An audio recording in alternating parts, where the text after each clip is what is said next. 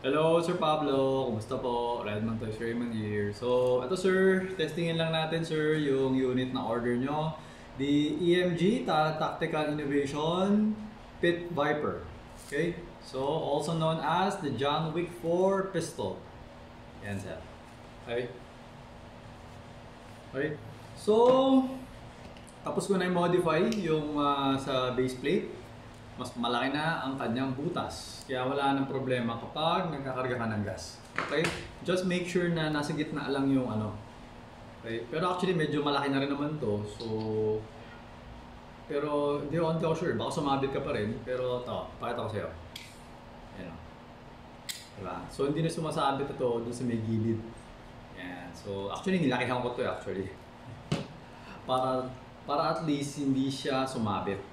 Ang ano kasi hindi kasi siya sobrang center. So, pag sinilip mo dito makikita mo hindi siya, yung butas kasi talaga niya, hindi siya sobrang center. Kaya parang naka-off center siya eh. Kaya may tendency na sumabit doon sa may gilid. Parang ganun. Pero, since mas malaki na itong butas na ginawa natin, parang feeling ko hindi na rin naman siya masyado sasabit. No? Basta, yun nga lang, i-practice mo lang na talagang gitna talaga pag nagkakarga ka. Okay? So, yun. So, ngayon, lagyan natin ng gas. Ay, lagyan pala natin ng bala. Lagyan ko na pala ng gas.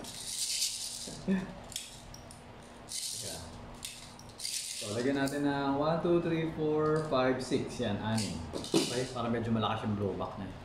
Okay, so, ito yung ano, no? So may gas na, tapos may bala na. So ito na, testingin na natin. Always remember to keep your trigger finger out. Pabilisan naman kasi ipasok yan. Oh. Okay, make sure that the muzzle is always pointed at the safe direction. Always be mindful where the muzzle is pointed. Okay? So ganyan. Tapos itong thumb mo, nakapatong siya dito sa thumb rest or nasa ilalim. So depende. Kapag kasi itong thumb safety, gumagana yan kapag naka-engage yung hammer. Yan, for example, binaba ka yung hammer. Saka mo lang siya magagamit. Yan. So kapag naka-hammer down, hindi siya halos gagalaw. Gagalaw siya konting-konti lang. Ayan, no? Kasi nga parang sa loob yung hindi sobrang precise. No? Pero hanggat maaari, huwag mo siyang pipilitin. Pero, pwede mo ganun-ganun, konti lang. Pero huwag mo siya yung pupwersahin. Kasi it's supposed to be disabled kapag hindi nakaangat yung hammer. Pero kung nakaganyan, naka-engage yung hammer, wala kang problema. Okay? So yun yung control mo, itong thumb. So kung gusto mo safe, lagay mo dyan. Kung gusto mo unsafe, ganyan. Okay? So yun lang naman. Ganoon na naman sa kanya. Okay? So kahit na nakaganyan yan, actually kahit na nakataas yung hammer, pwede ko ito ipasok. Tapos, ikakasa ko na lang ulit. Okay? So, ayan. So, gagawin natin ngayon is FPSS. FPSS muna tayo. Tapos, check natin kung normal ba yung cycle niya. Pero actually, wala pa naman akong problem sa Pit Viper. So, okay. So,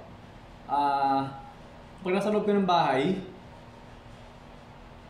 kung hindi ka familiar sa mga airsoft, medyo malakas siya. So, kung pwede, hindi ko alam eh. Maglagay ka ng cotton or something. Ayan. So, 342.2. 340. Ito, 43, 48. Parang ganon. 343, 48. 343.1. 338.6. 335.1, 335. Okay? So, ayun. Cycle, blowback, normal, smooth siya kasi naka-fix outer barrel to. So, itong barrel na to hindi siya gumagalaw. So, pag bumabaril kang gumagalaw lang yung slide. So, kung maatras lang siya, ito, naka-steady lang siya dyan. Okay? So, kaya yun yung nagkakos ng smoothness niya. Okay? So, pagdating sa gas, kahit 12 or 9 na gas kasi medyo malakas din kasi yung blowback na to.